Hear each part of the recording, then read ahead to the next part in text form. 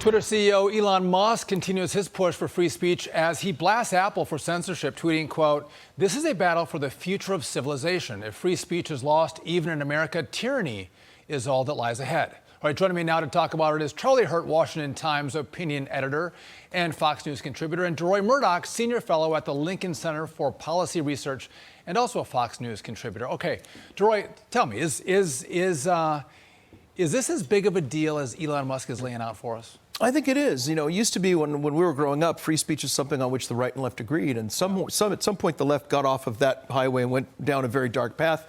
And these are the people now who are very happy to take people like conservatives who come to college campuses and say, well, we don't want you to speak. We're going to shut down your speech, sometimes physically attack people like that. These are the same folks with Merrick Garland, the DOJ, saying if parents want to complain at school boards, then they're domestic terrorists and must be investigated.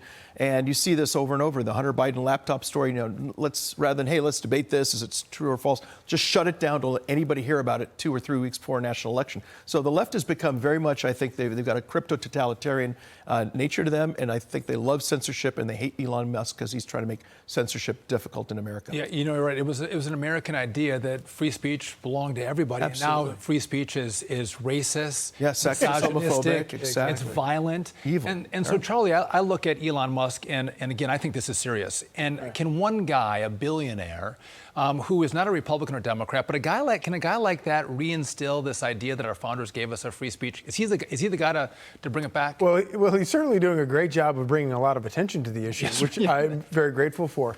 But it is astonishing, and you know that line about how silence is violence or free speech is violence. You know, actually, you know, it's the opposite. And the whole reason that our founders, you know, had so much regard for free speech is because it is the opposite of violence. It's how people come together and talk about things, and even people who say hateful things. It's a safety valve, and you let that safety valve out.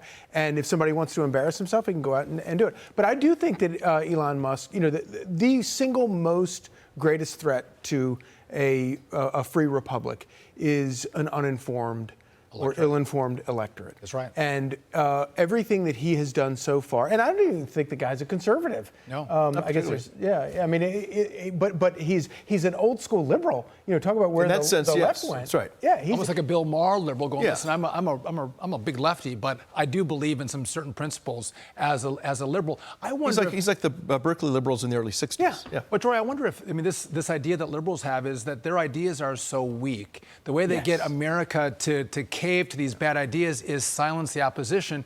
And I wonder if they're concerned about contagion. If you have free speech on Twitter, does that all of a sudden put a unique pressure on Facebook and Google with YouTube? Is that the concern? It does. It's kind of like, you know, back in 1989 when some guard went into a field in Hungary and snipped 3 little pieces of barbed wire, and about 3 months later the Berlin Wall came down. I think that's exactly what they're afraid of. If you have free speech on Twitter, it's going to spread elsewhere, and pretty soon all those other platforms will have to let people debate things back and forth and present both sides of issues. What a shock and horror that would be. And I mean, you know, the left controls all of the outlets, whether it's mainstream media or whatever. They control everything, and they can't have this one thing, this one little spot where you're allowed Berlin of freedom. Can't have that. You can't have that at all. Okay, I want to switch gears on you guys because the media is ignoring the fact that parents united against CRT and COVID mandates, they successfully took over hundreds of school board seats in the midterm. So, Deroy, is this the idea where, I mean, you've had school boards that I think a lot, and I'm one of them, you kind of just think schools work, that they're going to do the necessary blocking and tackling of educating your kid. But now over the last couple of years, I think parents, maybe through COVID, have said, who's on my school board really matters because it's affecting what they're being taught. I think that's right. I mean, one of the only good things about COVID is we had through Zoom school, parents would see their kids sitting there in Zoom class going, what did the teacher just say? What was that about, you know, George Washington's a racist and it's a racist country. And by the way, a little 6-year-old Johnny, you're really a girl. And and a lot of people freaked out when they saw that, and parents did. And a lot of them started running for school board and have been winning and have been taken over, even like Miami-Dade School Board in Miami, Florida. That's now run by conservatives. Imagine that. And it has been because the left has done something very stupid tactically, which is they don't just focus on adults. Now they're going after children. And when that happens, even left-wing parents say, get your hands off my kids. Yeah, and it was school boards that were focused on unions. And now parents have said, no, We want you to be focused on us, the parents, and our kids. But here's my concern with this. Again, this matters, Charlie, that parents have taken over school boards. But if you look at the colleges and universities that teach the next generation of teachers, these new teachers are absolutely woke, and you might have a good school board, but you're bringing in all this garbage that these new teachers have learned in the university system.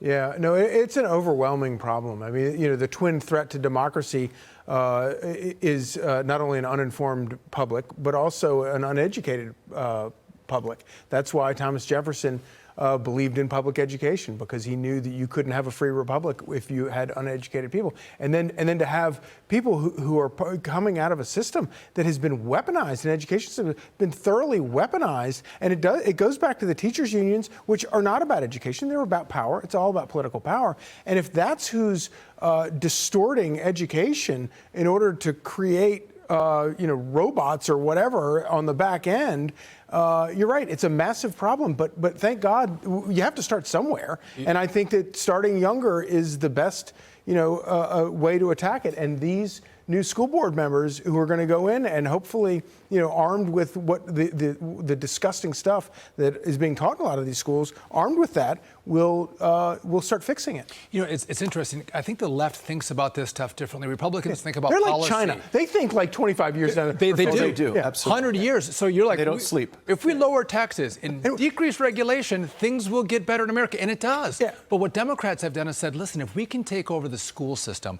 if we can we don't have to change a legislature in a state, we just have to change a prosecutor. Changing prosecutors mean we can change the implementation of laws. George Soros stuff, very, very smart, that we all have to be concerned about and really think about how we unwire this. It actually is Absolutely evil. right. But I want to switch gears because I'm going to turn to Georgia, where Herschel Walker has 1 week left to try and flip the state's Senate seat red. Deroy, why does the Senate seat actually matter? It matters a lot, and I think we've really been looking at this the wrong way and saying that the Democrats now have control of the Senate. Actually, they don't.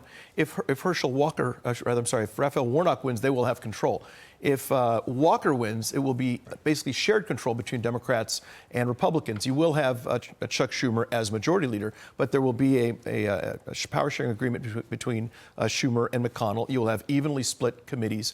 I believe committee staffs will be evenly split. So we basically will be more or less at a standoff. Kamala Harris will have to come in and break tie votes. If Herschel Walker's there, that puts Joe Manchin in a really strong position again to say, look, Chuck, that's too crazy. We're not going to do that. I'm stopping this.